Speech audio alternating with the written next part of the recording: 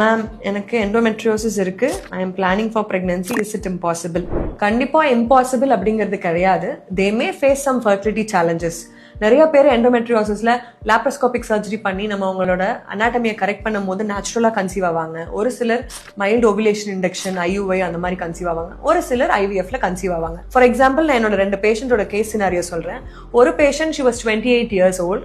அவங்க வந்து she was married for 2 years. ஒரு 7 centimeter endometriotic cystoட வந்திருந்தாங்க. பீரியட்ஸ் அப்போ மட்டும் பெயின் இருந்ததுன்னு சொன்னாங்க. ஸோ அவங்களுக்கு வந்து 7 centimeter அப்படிங்கிறதுனால we did a laparoscopic surgery. மற்ற எல்லா பேராமீட்டர்ஸும் நார்மலாக இருந்ததுனால she conceived naturally in 2 months after the surgery. அதே சமயம் there was other patient who was 35 years, married for 8 years.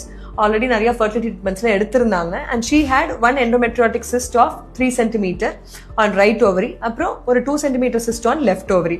So because she was 35 and married for long time, we went ahead with IVF without the surgery, and she also conceived with the embryo transfer. So endometriosisல pregnancy-யோட success rate depends upon many factors, but pregnancy impossible அப்படிங்கிறது கண்டிப்பா கிடையாது.